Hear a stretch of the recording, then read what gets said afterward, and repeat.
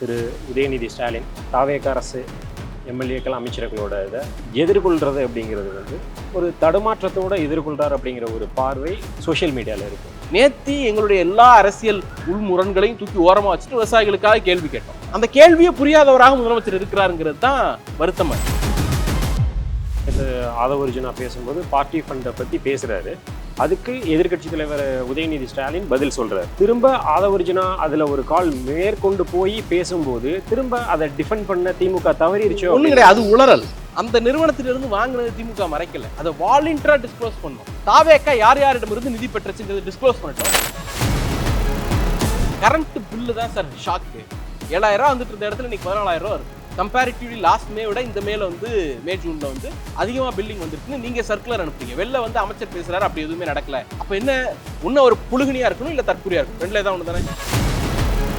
இது மாதிரியான விஷயங்கள் நடக்குதுங்கிறத திமுக மக்கள்கிட்டயே திரும்ப எடுத்துட்டு போற இடத்துல தவறுறாங்களா? இதான் ஒரு ஸ்கீம் முழுமையாக நான் ஃபுல்ஃபில் பண்ணியிருக்கேன், ஒரு திட்டத்தை சொல்றதுக்கு வக்கு வகை இருக்கா தாவேக்காக்கு? எல்லாம் ரீமேக் ரீநேம், அதை தாண்டி ஒன்றும் கிடையாது. விஜய்க்கு இருக்கிற அந்த ஈர்ப்பு, இளைஞர்களை ஈர்க்கும் அந்த பவர் உதயநிதிக்கு இருக்கா? இல்லை இன்னும் அதற்கான திட்டமிடலை திமுக செய்ய வேண்டியது இருக்கு. அவர் திரைத்துறையில் வச்ச அந்த பிம்பத்தை மக்கள் இந்த முறை நம்பிட்டார்கள். அதை வந்து விஜயே சிதைச்சிடும். கர்நாடகாவோடு பேச்சுவார்த்தை அப்படிங்கிற ஒரு அட்டம்ப்ட் எடுத்தீங்கல்ல, அதில் சக்ஸஸ் வந்துச்சுன்னா தமிழ்நாட்டு மக்களுக்கு, அசிங்கம் வந்துச்சுன்னா எனக்கு அப்படின்னு டிக்ளேர் பண்ணிட்டு எடுத்துருந்தீங்கன்னா நீங்க நியாயமா. அசிங்கப்பட்ட பிறகு இன்னும் அசிங்கப்பட்டாலும் பரவாயில்ல எனக்கு தான், அதுக்கு பேர் நடிக்கும்.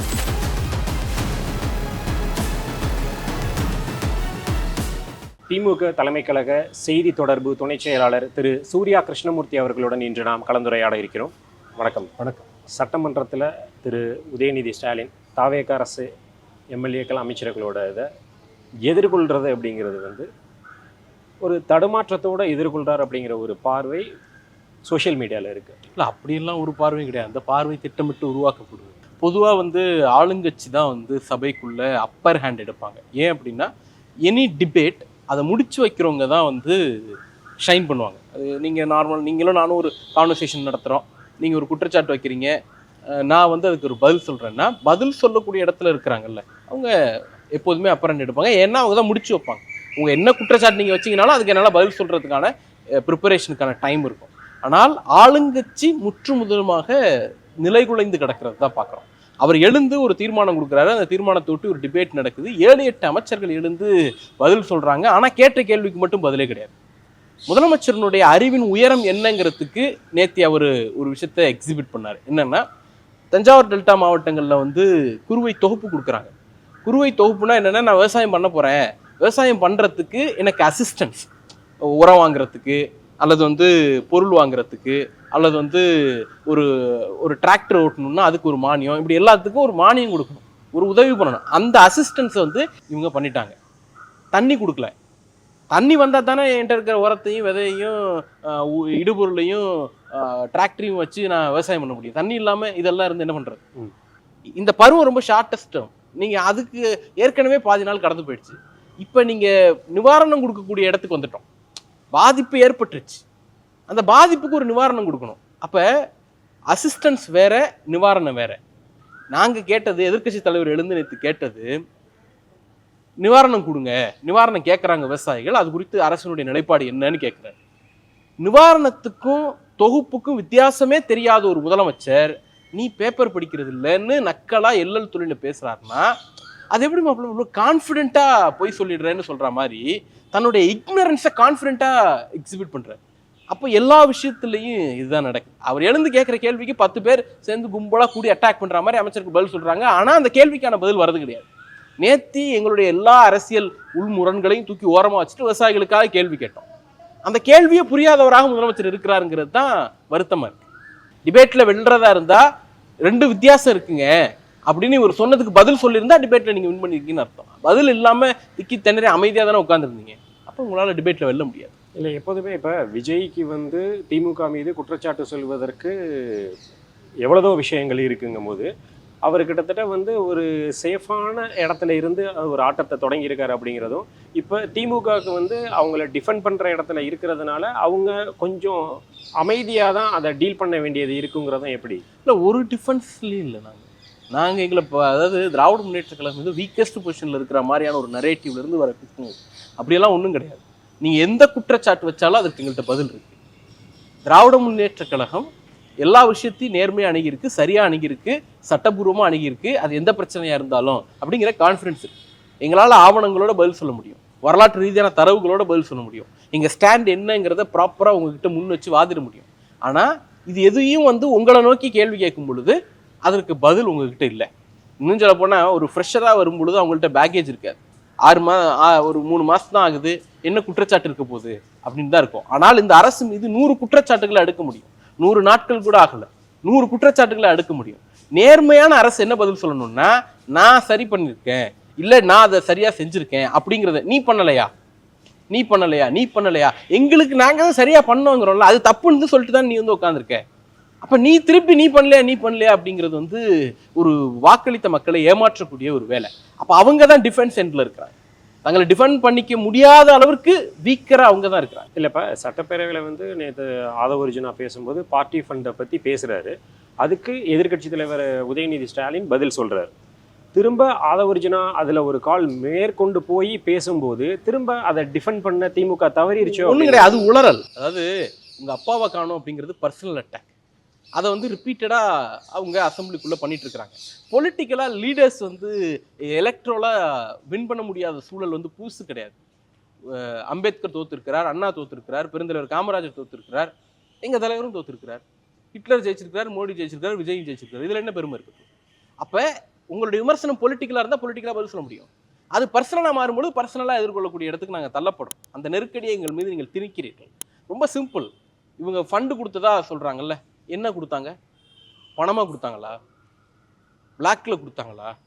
ஊழல் பண்ணுறதுக்கான பணத்தை கொண்டு வந்து கொடுத்தாங்களா? அப்படி எதுவும் கிடையாது. எலக்ட்ரல் பாண்டுங்கிற ஒரு ப்ராசஸ் மூலமாக வெளிப்படையாக அக்கௌண்ட்டில் அந்த பணம் வந்து தேர்தல் நிதியாக கொடுக்கப்படுது. திமுகவுக்கு மட்டும் கிடையாது, இந்தியாவில் இருக்கக்கூடிய எல்லா பெரிய கட்சிகளுக்கும் அந்த நிறுவனம் கொடுக்குது. அதே நிறுவனம் வந்து காங்கிரஸுக்கு 50 கோடி ரூபா கொடுத்துருக்கு. காங்கிரஸனுடைய அக்கௌண்ட் ஷீட் எடுத்து பார்த்தீங்கன்னா தெரியும். காங்கிரஸுக்கு வேதாந்தா 200 கோடி ரூபாய்க்கு மேலே நினைக்கிறேன் பணம் கொடுத்த அக்கௌண்ட்ஸ் இருக்கு. இந்த மாதிரியான விஷயங்கள் இருக்குல்ல, இது எல்லாம் எல்லா கார்பரேட்டும் அரசியல் கட்சிகளுக்கு தேர்தல் நன்கொடை கொடுப்பது வழக்கம். அந்த நிறுவனத்திலிருந்து வாங்கினது திமுக மறைக்கல, அதை வாலண்டியரா டிஸ்க்ளோஸ் பண்ணோம். நீங்க வந்து இதை பொறுத்த வரைக்கும், தேர்தல் பத்திரத்தை பொறுத்த வரைக்கும் நீங்க வாலண்டியரா டிஸ்க்ளோஸ் பண்ண வேண்டிய அவசியம் கிடையாது. அப்படி இருந்தும் இந்த நிறுவனத்திலிருந்து இவ்வளவு ரூபா வாங்கியிருக்கோங்கிறத வாலண்டியரா டிஸ்க்ளோஸ் பண்ணியிருக்கோம். என்னுடைய கேள்வி என்னன்னா, தேர்தல் நிதி ஒரு நிறுவனத்திலிருந்து வாங்கி அந்த நிறுவனத்துக்கு ஏதாவது ஃபேவர் பண்ணியிருந்தா நீங்க அதை கொஸ்டின் பண்ணலாம், அதை ஊழல்னு சொல்லலாம். மார்ட்டினுடைய நிறுவனத்திற்கு திமுக என்ன ஃபேவர் பண்ணுச்சு அப்படின்னா, நீங்க நிதி கொடுத்தது எதுக்காக நீங்க அங்கதான் போய் கேட்கணும். நாங்க வெளிப்படையாக அரசியல் சட்ட ரீதியாக அனுமதிக்கப்பட்ட வழியில், அனுமதிக்கப்பட்ட அளவில், அனுமதிக்கப்பட்ட நிறுவனத்திடமிருந்து நாங்கள் வந்து நிதி பெற்றோம். இதுல எங்க ஊழல் வருது? தாவேக்கா யார் யாரிடமிருந்து நிதி பெற்றுச்சுங்கிறது டிஸ்க்ளோஸ் பண்ணட்டும். இல்லை, பார்ட்டி ஃபண்டு திமுக உள்ளிட்ட கட்சிகள் மட்டும்தான் வாங்குறாங்கிறத அவங்க முன்னிலைப்படுத்துறாங்க. அதாவது அரசியல் கட்சிகள் தேர்தல் பத்திரங்கள் மூலமாகவும் அதற்கு முன்பு பெருநிறுவனங்களிடமிருந்தும் மக்களிடமிருந்தும் எல்லாரிடமிருந்தும் நன்கொடை பெறுவதுங்கிறது இயல்பு. தேர்தல் பத்திரம்ங்கிற முறைக்கு எதிராக நாங்கள் செயல்பட்டோம். ஆனால் அன்னைக்கு அதுதான் வழி, வேற வழி கிடையாது. நான் வந்து இந்த கேம்ல இதுதான் ரூல்ஸ், அந்த ரூல்ஸை எதிர்க்கிறேன். அப்படி என்ன நீங்க ஏன் அந்த ரூல்ஸை பயன்படுத்துறீங்க? அது இருக்கிற வரைக்கும் பயன்படுத்தி தான் ஆகணும், இல்லைன்னா நாங்கள் கேம்ல இல்லாமல் போயிடுவோம்ல. இப்போ இந்த பின்னணியிலிருந்து தான் தேர்தல் பத்திரத்தின் மூலமாக அவர்கள் கொடுத்த நன்கொடையை அணுக வேண்டும். நான் இப்போ என்ன கேட்குறேன் அப்படின்னா, உங்களுடைய நண்பர்களுக்கு இன்னைக்கு வரைக்கும் ஜிஓவை வெளியில் விடாமல் சில அப்பாயின்மெண்ட்ஸ் போட்டிருக்கீங்கல்ல, அவங்கெல்லாம் உங்கள் கட்சிக்கு நன்கொடை கொடுத்தாங்களா இல்லையா? அவங்களுடைய நிறுவனங்கள், அவங்க தொடர்புடைய நிறுவனங்கள் எல்லாம் உங்களுக்கு எத்தனை கோடி கொடுத்தாங்க, இல்லை கொடுக்கலையா? அப்படி அவங்க கொடுத்ததுனால தான் இன்னைக்கு அவங்களுக்கு நீங்கள் பதவி கொடுத்துருக்கீங்களா? அரசாங்கத்தினுடைய எல்லா சீக்ரெட்ஸையும் அப்ரோச் பண்ணக்கூடிய அளவிற்கு அவங்களுக்கான பவர்ஸ் நீங்கள் கொடுத்துருக்கீங்களா? ஏன் கேள்வி வருதுன்னா, இல்லை நாங்கள் அப்படி எதையும் அவங்களை அப்பாயிண்ட் பண்ணலை அப்படின்னா கேபினெட் மீட்டிங்கில் அவங்க என்ன உட்கார்றாங்க? கேபினெட் மீட்டிங்கில் எந்த விதமான அதிகாரமும் இல்லாதவர்களுக்கு என்ன இடம்? அப்போ ஏதோ ஒரு நீங்கள் ஆர்டர் போட்டிருக்கீங்க, அந்த ஆர்டரை டிஸ்க்ளோஸ் பண்ணுறதுல என்ன தயக்கம்? டிரான்ஸ்பரண்ட் கவர்மெண்ட், வெளிப்படையான கவர்மெண்ட், என்ன சார் பயம்? இப்போ உங்கள் நண்பர்களுக்கு ஏதோ ஒரு பெனிஃபிட்ஸ் கொடுத்துருக்கீங்கல்ல, அது நீங்கள் என்ன வாங்கிட்டு கொடுத்தீங்கிற கேள்வி வருதா இல்லையா? அப்போ அதுக்கு பேர் தான் ஊழல். நாங்கள் வந்து வெளிப்படையாக அனுமதிக்கப்பட்ட வழியில் பணம் பெற்றோம், அனுமதிக்கப்பட்ட வடிவில் பணம் பெற்றோம், அதுக்கு எந்த ஃபேவரும் நாங்கள் பண்ணலை. அதே காலகட்டத்தில் அந்த நிறுவனத்திற்கு எதிராக சட்டத்தையே நாங்கள் ஏற்றிருக்கோம். விஜய்க்கு எதிராக உதயநிதி பேசுவது அப்படிங்கிறது வந்து ஒருவேளை டிவிகே வாரியர்ஸ் மூலமாக அது கிட்டத்தட்ட மடைமாற்றம் செய்யப்படுதுன்னு திமுக குற்றம் சாட்டுது அப்படின்னே வச்சுக்கிட்டாலும் கூட அவங்க தரப்பில் அதை வேறு விதமாக எடுத்துகிட்டு போயிடுறாங்கன்னு கூட பொதுமக்கள் மத்தியிலையுமே கிட்டத்தட்ட அப்போ விஜய் சொல்கிறது தானே சரிங்கிற ஒரு மனப்பான்மை இருக்குது. அப்படிலாம் இல்லை. அதாவது ஒரு 108 சீட்டு ஜெயிச்சிருக்கிறாங்க. 108 சீட்டு கொடுக்குற அளவிற்கு மக்கள் ஒரு 3 மாதங்களுக்கு முன்னால் வாக்களித்திருக்கிறாங்க.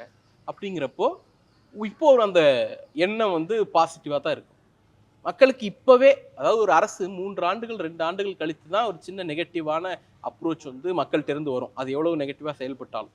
ஆனால் இந்த அரசுக்கு 3 மாதத்துக்குள்ளேயே வந்துருச்சு. கரண்ட் பிரச்சனை தமிழ்நாடு முழுக்க எதிரொலிக்குது, தண்ணி பிரச்சனை தமிழ்நாடு முழுக்க எதிரொலிக்குது, டிரான்ஸ்போர்ட் இஷ்யூஸ் தமிழ்நாடு முழுக்க எதிரொலிக்குது, பழனி கோயிலினுடைய நிலபேர விவகாரம் வந்து முறைகேடு விவகாரம் வந்து தமிழ்நாடு முழுக்க எதிரொலிக்குது. இன்னைக்கு அதில் அரெஸ்டான ஒருத்தர் இறந்து போயிருக்கிறார். சஸ்பீஷியஸ் டெத்னு பொலிட்டிக்கல் பார்ட்டிஸ் எல்லாம் அதை அக்யூஸ் பண்ணுறாங்க. அவங்க அரசு என்ன சொல்கிறாங்கன்னா அது நேச்சுரல் டெத் அப்படிங்கிறாங்க. கஸ்டடியில் இருந்திருக்கக்கூடிய ஒருத்தர் திடீர்னு உடல்நிலை ஏற்பட்டது இறந்து போயிட்டார் அப்படிங்கிறாங்க. இது குறித்து விசாரிக்கக்கூடிய அத்தாரிட்டி யார்? நீங்களே விசாரிச்சுப்பீங்களா? இந்த வழக்கு தொடர்புடைய குற்றச்சாட்டுக்கு ஆளாகி இருப்பவர்களே நாங்களே விசாரிச்சுப்போம் அப்படிங்கிறதுல என்ன நியாயம் வரப்போகுது? அப்போ என்ன அர்த்தம்னா மக்களுக்கு இதெல்லாம் கொஞ்சம் கொஞ்சமாக புரிய ஆரம்பிச்சிருச்சு. கரண்ட் பில்லு தான் சார் ஷாக்கு. நீங்கள் திராவிட முன்னேற்ற கழக அரசு மீது அது உதயமின் திட்டத்தில் அதிமுக கையெழுத்து போட்டு வந்ததனால் மேண்டேட்டரியாக திணிக்கப்பட்ட ஒரு விலை உயர்வு இருக்குல்ல, ஒரு செர்டன் பெர்சன்டேஜ், அதை வந்து ஏதோ ஒட்டுமொத்த சொத்துக்களையும் சூறையாடிட்டு போன மாதிரி ஒரு நரேட்டிவ் செட் பண்ணி ஆட்சிக்கு வந்தா தாவேக்கா 7,000 வந்துட்டு இருந்த இடத்துல இன்னைக்கு 14,000 வருது. நீங்கள் அஃபிஷியலாக ஜியோ போட்டு இன்க்ரீஸ் பண்ணீங்கன்னா இல்லை, 3.7 லட்சம் யூனிட்ல வந்து சர்வீஸில் வந்து கம்பேரிட்டிவ்லி லாஸ்ட் மே விட இந்த மேல வந்து மே ஜூன்ல வந்து அதிகமாக பில்லிங் வந்திருக்குன்னு நீங்கள் சர்க்குலர் அனுப்புறீங்க. வெளில வந்து அமைச்சர் பேசுறாரு, அப்படி எதுவுமே நடக்கல. அப்போ என்ன, ஒன்று போய் சொல்றாரு அமைச்சர், இல்லை அமைச்சருக்கு தன்னுடைய துறையில் என்ன நடக்குதுன்னே தெரியல. இப்போ இதெல்லாம் மக்களுக்கு கொஞ்சம் கொஞ்சமாக புரிய ஆரம்பிச்சு. ஸோ அதனால வந்து இவங்க கிரியேட் பண்ணக்கூடிய நரேட்டிவ்ஸ் எல்லாம் கொஞ்சம் கொஞ்சமாக அடித்து உடைக்கப்பட்டு கொண்டு தான் இருக்கும். மக்களே அதை அடிச்சு உடைப்பாங்க. இது மாதிரியான விஷயங்கள் நடக்குதுங்கிறத திமுக மக்கள்கிட்டயே திரும்ப எடுத்துட்டு போகிற இடத்துல தவறுறாங்களா? இல்லை, நாங்கள் தான் டைம் 6 மாதம் பொறுமையாக பார்ப்போம். நம்ம மக்களுடைய சஃபகேஷன் எங்கெல்லாம் வருதோ அதுக்கு எதிராக போராடி இருக்கோம். தண்ணி வராமல் வறட்சி பாதித்த பகுதிகளில் நியாயமான நடவடிக்கை எடுங்க அப்படின்ட்டு தஞ்சாவூரில் போய் போராடணும். நீங்கள் அந்த போராட்டத்தில் சொல்லாத ஒரு வார்த்தையை வந்து ட்விஸ்ட் பண்ணி வழக்கு போடுறீங்க. அப்போ என்ன, தஞ்சாவூர் மக்கள் தஞ்சாவூர் ஒருங்கிணைந்த டெல்டா பகுதிகளில் தாவேக்கா பெரிய அளவில் வெற்றி பெறலை. ஒரு சீட்டு 2 சீட் கும்பகோணத்தில் ஒன்று தஞ்சாவூரில் ஒன்று மாதிரி ரேராக தான் ஜெயிச்சிருக்கிறாங்க. அந்த வாக்குகள் பெரும்பகுதி திமுகவுக்கும் ஒரு பகுதி அதிமுகவுக்கும் தான் இருக்குது. அதனால் நீங்கள் டெல்டாவை நீங்கள் வந்து வஞ்சிக்கிறீங்களா, திட்டமிட்டு பழிதிக்கிறீங்களா? ஏன்னா ஹீரோ ரிவெஞ்ச் எடுக்கிற மாதிரி இவர் தான் ஒரு மாஸ் ஹீரோவாக தானே தன்னை ப்ரொஜெக்ட் பண்ணிக்கிறாரு. இந்த ஹீரோ ரிவெஞ்சா இது? எனக்கு வாக்களிக்காத மக்களை நான் ரிவெஞ்ச் எடுக்கிறேன், எனக்கு ஆதரவு தெரிவித்த கர்நாடகா காங்கிரஸ் ஆட்சியில் இருக்குது, அதனால் நான் வந்து கர்நாடகாவுக்கு ஃபேவராக நடந்துக்கிறேன் அப்படிங்கிற ஒரு ஸ்டாண்டா? இதை நம்ம கொஸ்டின் பண்ணுறோம். உடனே அந்த நீங்கள் அரெஸ்ட் பண்ணுறீங்க.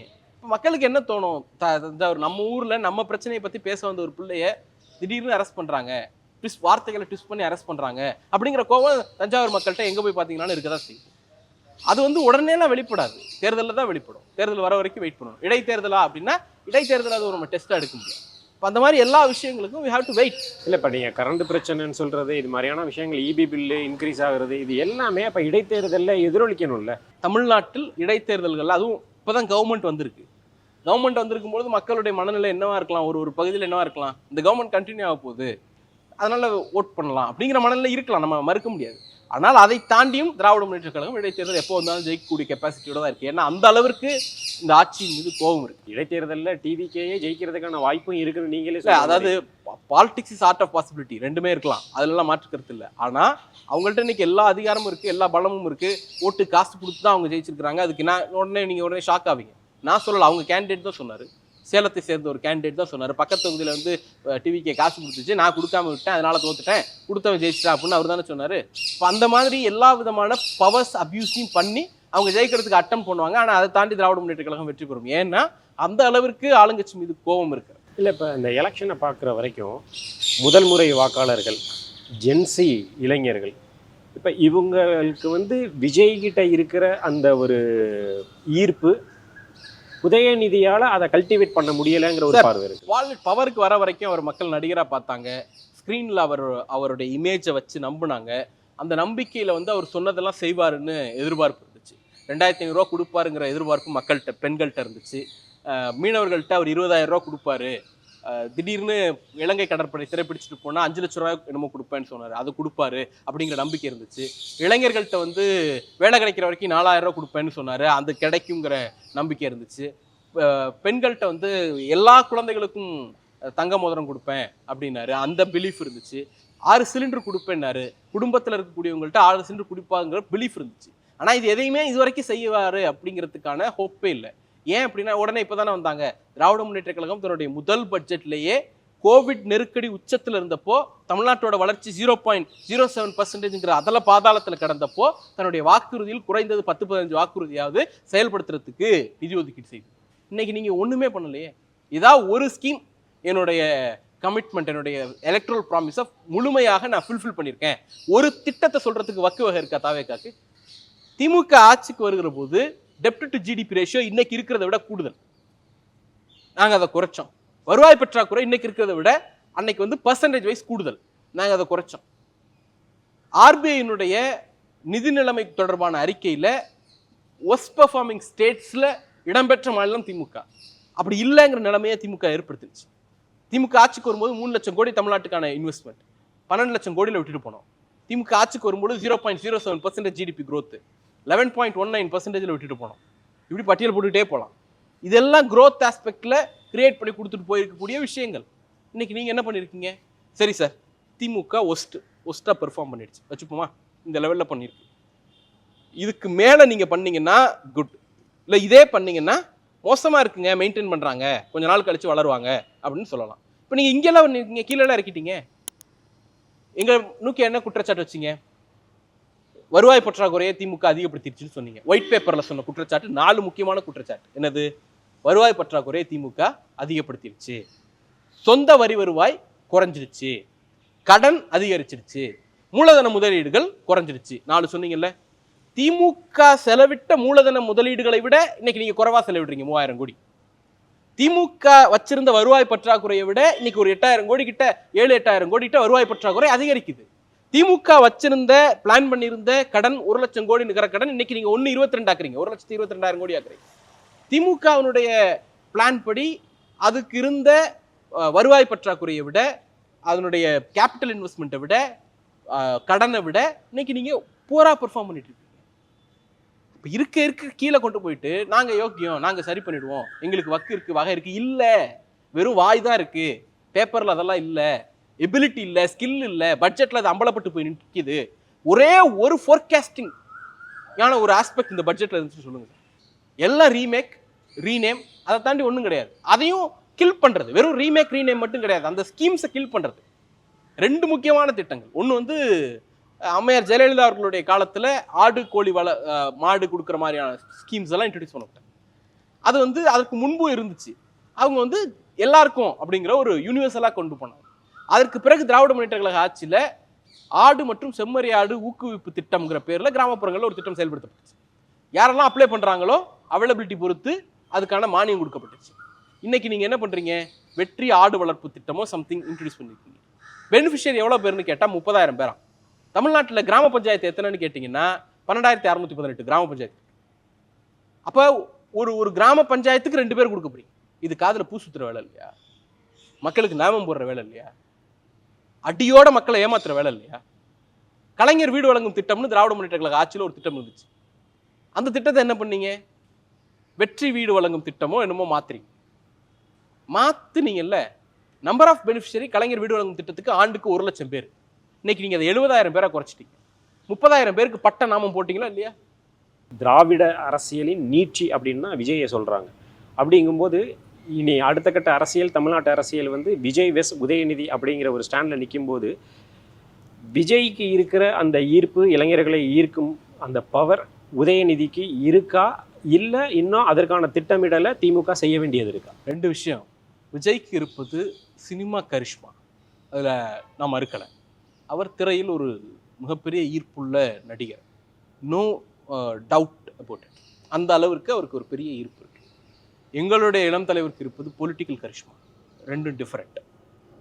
இப்போதான் அவர் அரசியலுக்குள்ளே வந்திருக்கிறார். வின் பண்ணிட்டாரே, ஆமாம் வின் பண்ணிட்டாரு, மறுக்கலை. திரையில் அவர் காட்டிய பிம்பங்களை மக்கள் நம்பி இருக்கிறார்கள், வாக்களித்திருக்கிறார்கள். ஏமாந்துட்டாங்க நான் சொல்லலை, அதை விஜய் செஞ்சு காட்டுவார்.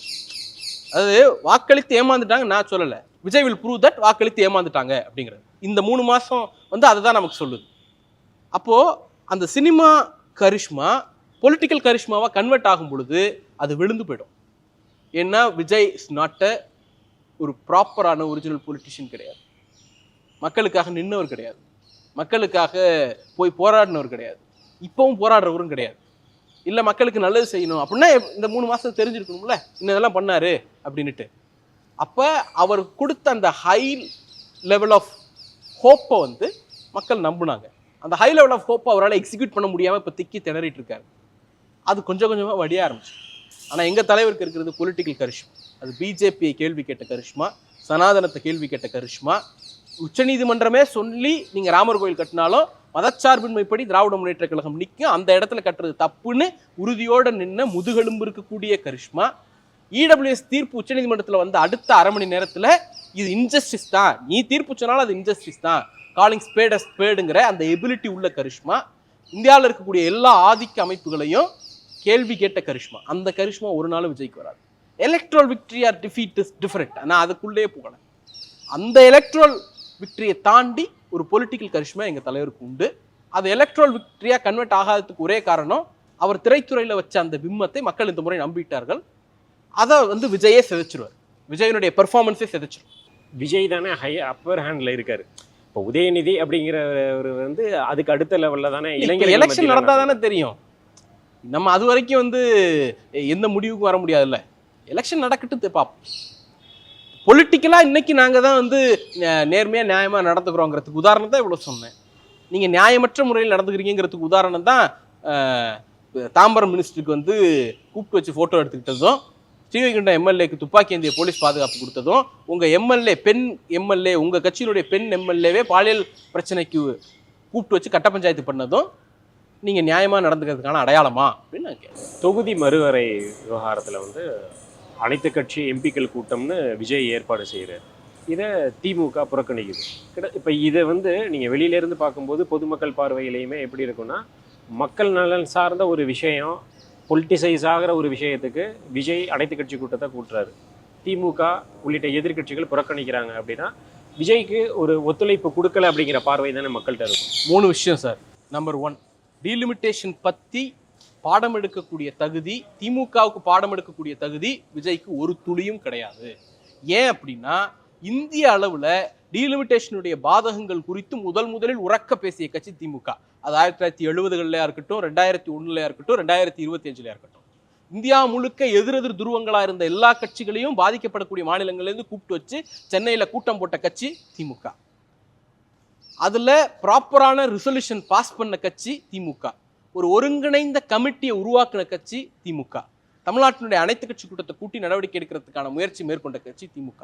எல்லாத்த விட உச்சம், மோடி கவர்மெண்டால் கொண்டு வரப்பட்ட ஒரு மசோதா தோற்கடிக்கப்பட்ட வரலாறு ரொம்ப அரிது. அந்த அரிதான வரலாற்றில் டீலிமிட்டேஷன் மசோதா ஒன்று. திமுகவினுடைய உறுதியான நிலைப்பாடு தான் அந்த மசோதா தோத்து போகிறதுக்கு காரணம். அப்போ டீலிமிட்டேஷன் மசோதாவை, நியாயமற்ற டீலிமிட்டேஷன் மசோதாவை தோற்கடித்து காட்டின கட்சி திமுக. அப்போ எங்களுக்கு வந்து நீங்கள் கிளாஸ் எடுக்கக்கூடிய இடத்துல இல்லை. 1. 2வது என்ன கேட்குறீங்க, இந்த கூட்டத்துக்கு வரலன்னா இந்த நிலைப்பாட்டுக்கு எதிரானதா அப்படின்னு கேட்குறீங்க. எஸ்ஐஆர் பற்றி ஆல் பார்ட்டி மீட்டிங்க்கு நாங்கள் ஒரு அழைப்பு அனுப்பணும்ல, உங்களுக்கு வந்து அட்டன் பண்ணீங்களா? என்ன நடவடிக்கை எடுத்து என்ன இது பண்ணீங்க? இல்லைல்ல. அப்போ அதே நிலைப்பாடு தான். அது நாடகம்னு நீங்கள் சொன்னீங்கல்ல. இதே டீலிமிட்டேஷன் பில்லுக்காக டீலிமிட்டேஷன் பில்லு வந்தபோது அதை துணிச்சலாக ஒரு சிட்டிங் சிஎம் எரிச்ச வரலாறு எங்களுடைய தலைவருக்கு தான் உண்டு. அன்னைக்கு நீங்கள் என்ன பண்ணிட்டு இருந்தீங்க? ஃபேக் நியூஸ் பரப்பிட்டு இருந்தீங்க, காசிப் பரப்பிட்டு இருந்தீங்க, ஊரெல்லாம் உங்கள் பொலிட்டிக்கல் பிராண்டிங்காக கோலப்போட்டி நடத்திட்டு இருந்தீங்க. அன்னைக்கு டீலிமிட்டேஷன் பில்லை எரிச்சு எதிர்ப்பை பதிவு பண்ண தலைவர் எங்களுடைய தலைவர். 2வது முக்கியமான விஷயம், விஜய்க்கு இந்த ஆல் பார்ட்டி மீட்டிங்கை கூட்டுறதுக்கு உரிமை இருக்கா அப்படின்னு கேட்டால் பொலிட்டிக்கலாக ஹீ கேன் கன்வின், அதில் மாற்றுக்கிறது இல்லை. ஏன்னா முதலமைச்சருங்கிற கெப்பாசிட்டியில் இந்த மாநிலத்தை சேர்ந்த எம்பிக்களை அழைத்து பேசுவது அப்படிங்கிறது உண்டு. ஆனால் அவருக்கு பொலிட்டிக்கல் தகுதி இருக்கா, அரசியல் தகுதி இருக்கா அப்படின்னா இல்லை. ஏன்னா எம்பிக்கள் இல்லைங்கிறதுனால அப்படி சொல்லலை, நான் அந்த இடத்துக்கே வரல. ஒரு எம்பி வாய்ப்பு தனக்கு வந்தபோது பிஜேபியை எதிர்த்தால் தனக்கு ஆபத்து வந்துருவோங்கிற அச்சத்தின் காரணமாக அதை காங்கிரஸ் தலையில் கட்டிட்டு எனக்கு எம்பி இல்லைங்கிற ஒரு நாடகத்தை நீங்கள் கிரியேட் பண்ணீங்கல்ல, அந்த கோழைத்தனத்தினால உங்களுக்கு அந்த தகுதி இல்லைன்னு சொல்கிறேன். அரசியலில் தான் வந்த பிறகு இத்தனை ஆண்டு காலத்தில் ஒரு இடத்தில் கூட பாஜக, மோடி, அமித்ஷா, RSS இவர்களுடைய அநியாயங்களை கண்டிக்கிறேன் அப்படின்னு ஒரே ஒரு வார்த்தை அவருடைய பொலிட்டிக்கல் ஹிஸ்டரியில சொல்லியிருந்தாருன்னா அந்த தகுதி வந்திருக்குன்னு அர்த்தம். இந்த ஆல் பார்ட்டி மீட்டிங்கை கன்வீன் பண்றதுக்கு முன்னாடி நியாயமற்ற தொகுதி மறுவரையறையை தமிழ்நாட்டின் மீது திணிக்கும் மோடியை கண்டிக்கிறேன்னு ஒரு ஸ்டேட்மெண்ட் சொல்லியிருந்தாருன்னா அவருக்கு அந்த பொலிட்டிக்கல் எபிலிட்டி இருக்குன்னு அர்த்தம். விபிஜனம் திட்டத்தை எதிர்த்தீங்க, வந்த உடனே ஆதரிச்சிங்க. ஜல்ஜீவன் ஸ்கீம்ல வந்து தமிழ்நாடு அரசு சேராதுன்னு உறுதியா இருந்துச்சு, வந்த உடனே ஆதரிச்சிங்க. யூஜிசியினுடைய துணைவேந்தர் குழுவுக்கான பரிந்துரை, துணைவேந்தர் நியமனத்துல அதுக்கான தேர்தல் கமிட்டியில யூஜிசி பிரதிநிதிகள் இருக்கணும் அப்படின்னு RSS, பிஜேபி, சங் பரிவார் கும்பல் எல்லாம் விரும்புனுச்சு. நாங்க அதை எதிர்த்தோம். நீங்க வந்த உடனே அதை அனுமதிக்கிறேன் அப்படின்னு அறிவிச்சிட்டீங்க. தமிழ்தாய் வாழ்த்து அசிங்கப்படக்கூடாது அப்படிங்கிறதுக்காக சட்டமன்ற மரபுப்படி ஆளுநர் உரைங்கிறது தமிழ்தாய் வாழ்த்து, சட்டமன்ற ஆளுநர் உரை நாட்டு பண்ணுங்கிற இருந்ததை ஆளுநர் ரவி மாற்ற சொன்னார். மாற்ற முடியாதுன்னு உறுதியா இருந்தோம். நீங்க இன்னைக்கு சொல்றீங்களே ஆகும்னா நான் கண்மூடித்தனமா எதுக்க மாட்டேன், பாஜக எதுக்க மாட்டேன், ஆளுநரோட மோதல் போக்கை கடைபிடிக்க மாட்டேன் அப்படின்னு காங்கிரஸ் மினிஸ்டர் சொல்றாரு. எங்களுக்கு ஆளுநருக்கு என்ன வாக்கிய வரப்பு தகராறா? அங்காளி பங்காளி சண்டையா? இல்ல பொண்ணு எடுக்கிற இடத்துல பஞ்சாயத்து ஆனிச்சா? என்ன சண்டை எங்களுக்கும் இருக்கும்? தமிழ்நாட்டினுடைய வேல்யூஸை மதிக்க மாட்டேன்னு அவர் சொன்னார். அவரை உங்களை மதிக்கிற வரைக்கும் உங்களுக்கு எனக்கு சண்டை தொடரும்னோ, மாநில உரிமைகளை மதிக்க மாட்டாருன்னு அவர் சொன்னார். மதிக்கிற வரைக்கும் உங்களுக்கு எனக்கு சண்டை தொடரும்னோ. எங்களுக்கு ரவிக்கு என்ன பர்சனல் பஞ்சாயத்தா? ஒரு பஞ்சாயத்தும் கிடையாது.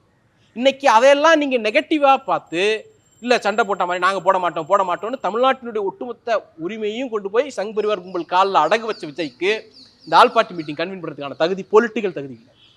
காவிரி விவகாரத்தில், மேகதாது விவகாரத்தில் அனைத்து கட்சி கூட்டங்களை எதிர்க்கட்சி தலைவர் சொல்றாரு.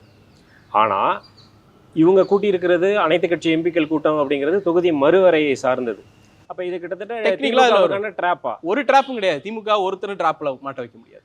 ரெண்டே விஷயம், எங்கள்கிட்ட நேர்மை இருக்கு, கான்ஸ்டியூஷனாக நாங்கள் எடுத்த ஸ்டாண்டில் உறுதியாக இருக்கோம். திராவிட முன்னேற்ற கழகம் ரெண்டு பார்வை இருக்கு சார். டீலிமிட்டேஷன் கூடாதுங்கிறது ஒரு பார்வை, நியாயமான தொகுதி மறுவரையறை அப்படிங்கிறது ரெண்டாவது பார்வை. நீ பண்ணுனா நியாயமா பண்ணு, இல்லைன்னா பண்ணாத, இதுதான் திமுகவோட பார்வை. அப்போ இன்னைக்கு தமிழ்நாட்டினுடைய எம்பிக்கள் எண்ணிக்கை 100ல் 7.2, 40னா கன்வெர்ட் பண்ணும்பொழுது 100 எம்பிக்கு 7.2 எம்பி தமிழ்நாட்டிலிருந்து போறாங்க, 7.2%. இந்த 7.2%ங்கிற பர்சன்டேஜ் மாறாமல் இருந்தால் அது நியாயமான தொகுதி மறுவரையறை. அதுக்கு நீங்க என்ன ஃபேக்டர் வேணா வச்சுக்கலாம். மக்கள் தொகையை மட்டும் ஃபேக்டரா வச்சு பண்ணீங்கன்னா இந்த 7.2ங்கிறது மாறிடும்.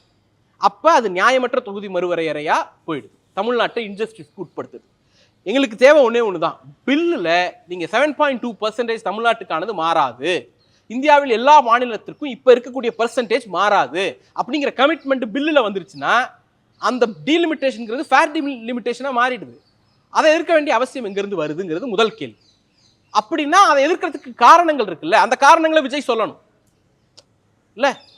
இப்ப டீலிமிட்டேஷனை திமுக எதிர்க்கிறதுக்கு ஒரே காரணம் தான், அது பாப்புலேஷன் பேசிஸ்ல பண்ணீங்கன்னா எங்களுக்கு இருக்கிற 7.2%ங்கிறது மாறிடும், குறைஞ்சிடும். அப்ப பாப்புலேஷன் இல்லாம பர்சன்டேஜ் ப்ரொபோர்ஷனை நான் ஃப்ரீஸ் பண்றோங்கிற உத்தரவு அவங்கள்ட்ட இருந்து வந்துருச்சுன்னா அதுக்கு மேல அதுல என்ன இருக்கு? நாங்க கேட்டது ஃபேர் டீலிமிட்டேஷன் தான், அனைத்து கட்சி கூட்டத்தில் கேட்டதும் ஃபேர் டீலிமிட்டேஷன் தான், அன்னைக்கு வந்து எங்களுடைய கட்சி கூட்டங்களில் கேட்டதும் ஃபேர் டீலிமிட்டேஷன் தான், சட்டமன்றத்தில் கேட்டதும் ஃபேர் டீலிமிட்டேஷன் தான். நோ டீலிமிட்டேஷன் எப்போ வரும்னா உங்களால் ஃபேரா பண்ண முடியலன்னா பண்ணாத, ஃபேரா பண்றதுன்னா பண்ணுங்கிறது தான் எங்களுடைய கோரிக்கை. அதுல இருந்து திமுக இம்மியாலும் விலகலை. ஆனா அன்னைக்கு இது அரசியல் நாடகம்னு விமர்சிச்ச தாவேக்கா இன்னைக்கு பொலிட்டிக்கல் கெயினுக்காக அனைத்து கட்சி கூட்டத்தை கூட்டிட்டு இருக்கீங்க. என்னன்னா ஒரே ஒரு விஷயம் தான், காங்கிரஸை காப்பாற்றணும். ஏன்னா அவங்களுடைய தயவுல தான் இந்த ஆட்சி நடந்துட்டு இருக்கு. அப்ப கர்நாடகாலையும் தண்ணி திறக்க மாட்டாங்க, ஒரே பிரச்சனை ஆயிட்டு இருக்கு. அதை எப்படி மடைமாத்துறது? ஆல் பார்ட்டி மீட்டிங் கூட்டக்கூடாது. உங்களுக்கு உண்மையிலே கட்ஸ் இருந்துச்சுன்னா காவிரி விவகாரத்தில் ஆல் பார்ட்டி மீட்டிங் கூப்பிட வேண்டியதானே? நேற்று முதலமைச்சர் சொல்றாரு நான் அசிங்கப்பட தயார், அசிங்கப்பட்ட பிறகு அதை சொல்றீங்க சார். இந்த அட்டம்ப்டை எடுத்தீங்கல்ல, கர்நாடகாவோடு பேச்சுவார்த்தை அப்படிங்கிற ஒரு அட்டம்ப்டை எடுத்தீங்கல்ல, இந்த மாதிரி நான் ஒரு அட்டம்ப்ட் எடுக்க போறேன், அதுல சக்சஸ் வந்துச்சுன்னா தமிழ்நாட்டு மக்களுக்கு, அசிங்கம் வந்துச்சுன்னா எனக்கு அப்படின்னு டிக்ளேர் பண்ணிட்டு எடுத்திருந்தீங்கன்னா நீங்க நியாயமா? அசிங்கப்பட்ட பிறகு இன்னும் அசிங்கப்பட்டாலும் பரவாயில்ல எனக்கு தான், அதுக்கு பேர் நடிப்பு. டிஃபரன்ஸ்ல எங்களை கூப்பிட்டு கேட்டாருங்கிறத இங்க இருக்கக்கூடிய விஜயோ சிஎம் ஆபீஸோ தமிழ்நாட்டினுடைய அமைச்சர்களோ சொல்லல. எங்களை கூப்பிட்டு கேட்டாருன்னு சொன்னது கர்நாடகாவினுடைய முதலமைச்சர். தமிழ்நாட்டு மக்களுக்கு உங்க முதலமைச்சர் என்கிட்ட பேசினாருங்கிறத பக்கத்து மாநில முதலமைச்சர் வந்து சொல்றதே பெரிய அசிங்கம். எங்க முதலமைச்சருக்கு எங்களுக்கு என்ன, நான் என்ன நடவடிக்கை எடுக்கிறேங்கிறத எங்களுக்கு தெரியப்படுத்த மாட்டாரு. டிரான்ஸ்பரன்சி இல்ல. அதாவது இந்த விவகாரத்துல எந்த முடிவும் எடுக்கப்படல, தவறான தகவலை பரப்பாதீங்க அப்படின்னு அமைச்சர் ராஜ்மோகன் பேசுறாரு. யாரு தவறான தகவலை பரப்புனது இன்னைக்கு? அமைச்சர் ராஜ்மோகன் தானே தவறான தகவல் பரப்பியிருக்காரு. ஏன்னா அட்டெம்ப்ட் வாஸ் மேட்ல, அசம்பிளிக்குள்ள நீங்க ஒத்துக்கிறீங்கல்ல, அதை நீங்க அசிங்கப்பட்டுட்டீங்க சார். நீங்க அசிங்கப்படுறது பிரச்சனை இல்லை. உங்க கூட்டணி கட்சி சொன்னாங்கல்ல நேத்தி, மண்டியிடாதீங்க அப்படின்னுட்டு, தமிழ்நாட்டை மண்டியிட வைக்காதீங்கன்னு கேட்கணும். இப்போ இந்த இந்த இந்த அசிங்கப்பட்டதை மறைக்கிறதுக்காக நடத்தப்படக்கூடிய நாடகம் தான் இந்த நாடகம்.